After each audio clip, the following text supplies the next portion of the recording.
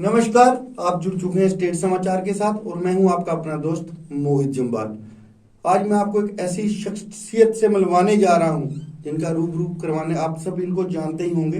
इनका नाम है ब्रह्मज्योत सत्ती।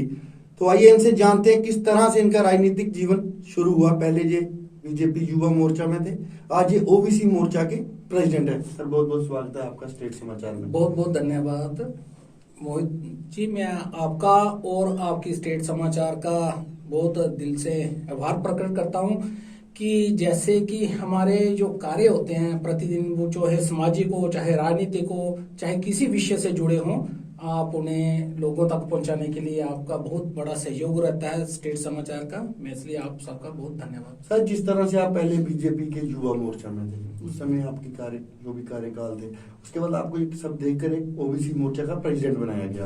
अब ओबीसी मोर्चा की क्या कार्य प्रणाली है, किस तरह से आप उसको आगे चला रहे हैं?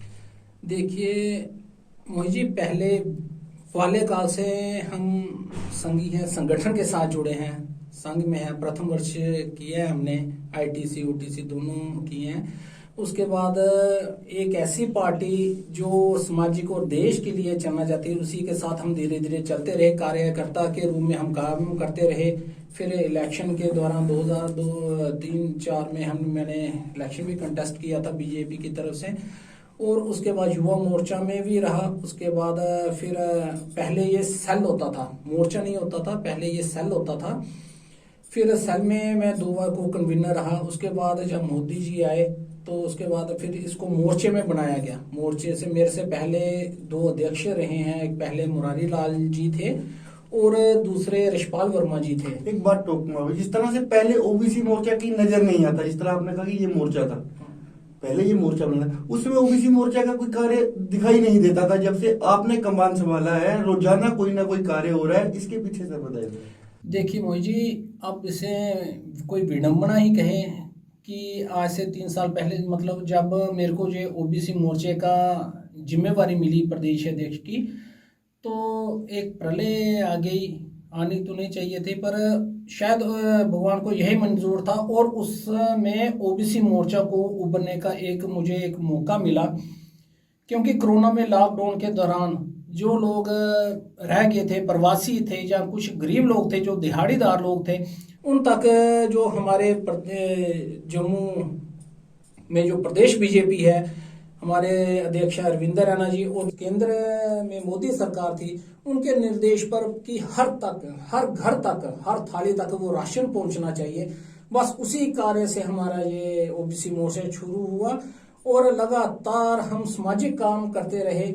चाहे किसी के घर में राशन पहुंचाना हो, चाहे किसी के घर में दवाइयां पहुंचानी हो। उसके बाद लगातार हमारे कैंप चलते रहे, दवाइयों के, सैनिटाइजर, फेस मास्क के अलावा और भी जो लोगों की जरूरत थी, सब्जियां बांटने के लिए, कुछ भी जरूरत में सामान पहुंचाने के लिए, जो लोग प्रवासी थे, जो जहां से नहीं जा सकते थे, उनको असुविधा, उनको बाहर पहुंचाने के लिए, उनको कईयों को दूध, बच्चे छोटे छोटे थे, उनको दूध वगैरह की जरूरत होती थी, उनको आर्थिक सहायता पहुंचाने के लिए ओबीसी मोर्चा ने लगातार एक सामाजिक कार्य में अपना हिस्सा लिया।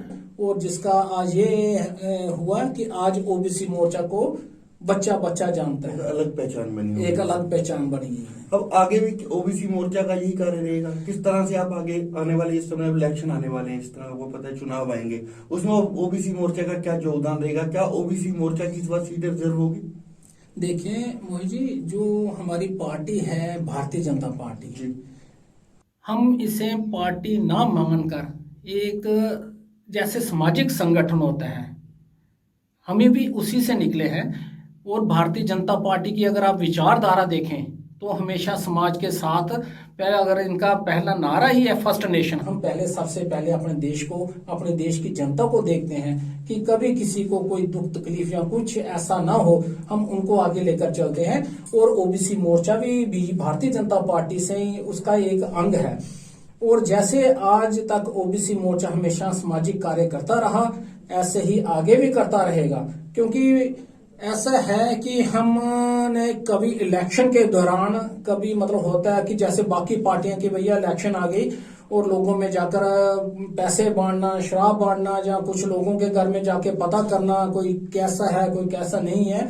इसके अलावा हम तो भी लगातार लोगों के घर जाते हैं, संपर्क करते हैं, किसी का दुख तकलीफ हो उसको समझने की कोशिश करते हैं और आगे भी ऐसा ही चलता रहेगा। और मुझे लगता है कि जैसे कोविड के दौरान कुछ ऐसे परिवार थे, हमने ऐसा किया था कि कुछ ऐसे 60 से ज्यादा परिवार थे जिनको ओबीसी मोर्चा ने गोद लिया था, उनको 3 समय का खाना पहुंचाना, उनके घर में दवाई पहुंचानी, उनके घर में फल फ्रूट पहुंचाना, जिनको ओबीसी मोर्चा ने अपने गोद लिया था। इसके अलावा कुछ और भी कार्य हों, जैसे कि कोई ब्लड डोनेशन का काम हो तो भी ओबीसी मोर्चा बढ़ चढ़कर हिस्सा लेता है। इसके अलावा अगर कोई भी ऐसा कोई हमारी जैसे दूसरी पार्टियां देश के विरोध में कोई बयान आ जाता है जिससे देश आहत होता है, वो एक समाज के खिलाफ एक बयान आ जाते हैं, उसके खिलाफ भी ओबीसी मोर्चा ने बढ़ चढ़कर हिस्सा लिया। चाहे कोई भी प्रोटेस्ट हो, ओबीसी मोर्चा तब भी सबसे आगे बढ़कर चढ़कर लेता है। और इसमें मैं आपको ये एक बात बताना चाहता हूं कि वो समय था जब कश्मीर में हिंदुस्तान के तिरंगे के अपमान होता था, बार बार अपमान होता था, पर जब से ये मोदी सरकार आई है और श्रीनगर में पहली बार भारतीय जनता पार्टी ओबीसी मोर्चा ने पाकिस्तान और चाइना का झंडा जलाने का जो काम किया है वो भारतीय जनता पार्टी ओबीसी के मोर्चा ने ही किया है। इसके लिए हमें अपना नुकसान भी है, हमें अपने कार्यकर्ताओं के नुकसान उठाना पड़ा। हमारे जो जिला अध्यक्ष थे बड़गांव के, उनको भी शहीद कर दिया गया, हालांकि उनको सिक्योरिटी में रखा था, बताया था कि बाहर नहीं जाना, फिर भी अगर वो चोरी निकल गए तो वो निशाना बन गए।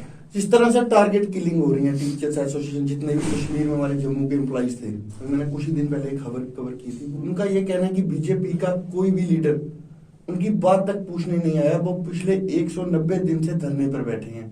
क्या कारण रहा ऐसा कि ब्रह्मज्योत सती वहां तक नहीं पहुंचे, जब भाजपा के अध्यक्ष रविंद्र रैना जी वहां नहीं पहुंचे? उनका एक गिला है।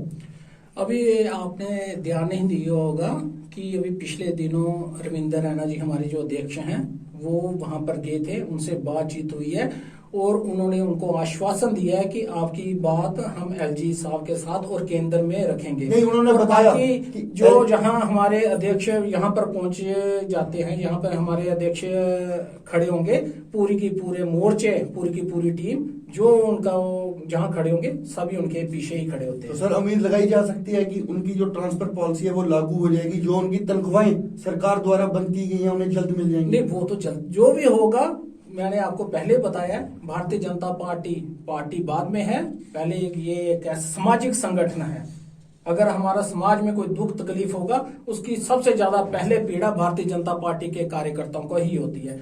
ब्रह्मज्योत जी, एक आखिरी सवाल आपसे, इस तरह ओबीसी समाज सड़कों पर है, उनको 27% रिजर्वेशन हर स्टेट में मिल रहा है, लेकिन जम्मू कश्मीर में क्यों नहीं? यह सवाल आपसे इसलिए क्योंकि आप ओबीसी मोर्चा के प्रेसिडेंट हैं।